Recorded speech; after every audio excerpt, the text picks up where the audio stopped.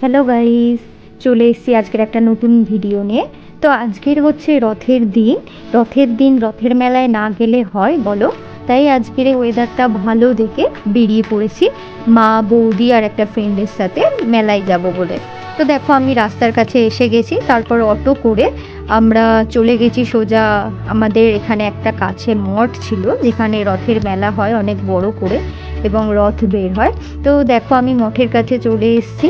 এবার আমরা রাস্তা পার হয়ে যাব, পার হয়ে গিয়ে আমরা মেলার ভেতরে ঢুকবো। তো এখানে দেখো কত দোকান বসেছিল আর ওয়েদারটাও কত সুন্দর ছিল, আকাশটাকেও খুব সুন্দর দেখতে লাগছিল আজকের এই মন্দিরটার সাথে। তারপর দেখো ভেতরে ঢুকে ফার্স্টে ভাবলাম যে আগে রথের দর্শন করে নিই। তো রথের দিকে যাচ্ছিলাম, এখানে সাইডে অনেক দোকান বসেছিল। তো গিয়ে দেখলাম যে রথ সবে সাজানো হয়েছে, বাট রথের ভেতরে তখনও পর্যন্ত ঠাকুরকে বসানো হয়নি। তো ঠাকুরকে বসাতে এবং রথ টানতে তখনও দেরি ছিল, তাই জন্য ভাবলাম যে একটু মন্দিরটা যেটা আছে, এটা আমাদের রাধা কৃষ্ণর মন্দির, এই মন্দিরটার কিছু ভিডিও নিয়ে নিই। তো দেখো আমাদের এটা এখানের অনেক বড় মঠ, আর এর ভেতরে হচ্ছে রাধা কৃষ্ণের একটা খুব সুন্দর মূর্তি আছে। তো দেখো সেই রাধা কৃষ্ণেরই এই সুন্দরভাবে ভিডিও করছিলাম। তো এখানে প্রচুর মানুষ আসে প্রতিদিন এই রাধা কৃষ্ণের, এখানে যখন নাম কীর্তন হয় তখন রোজই অনেক মানুষের ভিড় থাকে। তো আজকে যেহেতু রথ, তাই জন্য এখানে আরও অনেক বেশি ভিড় ছিল।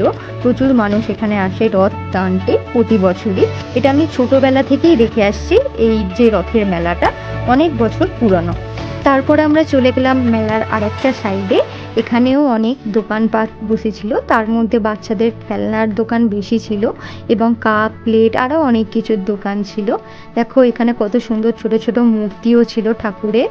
তারপর এই দিকেও দেখো বাচ্চাদের কত কি খেলনার দোকান ছিল, এগুলো সব দেখছিলাম, ঘুরছিলাম একটু মেলাতে। তারপর একটা সাইডে অনেক খাবার দোকান বসেছিল, ফুচকা, ঘুগনি আর আইসক্রিমের।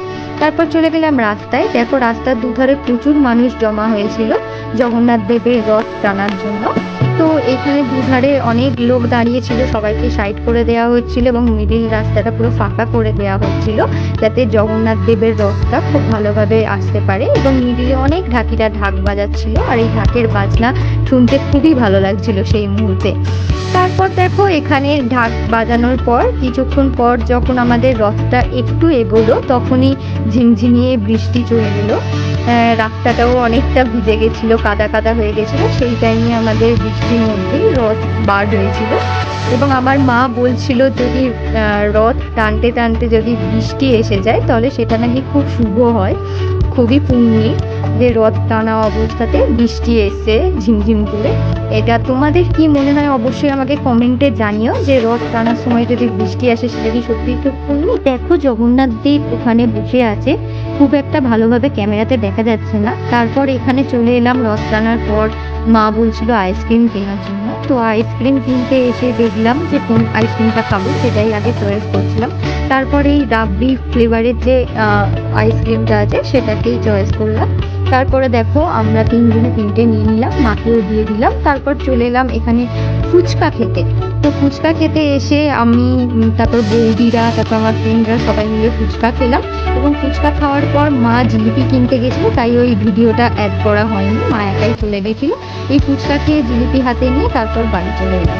আমার এই মেলা ঘোরাটা এই পর্যন্ত। ভিডিওটা ভালো লাগলে লাইক, কমেন্ট আর সাবস্ক্রাইব করে দিও।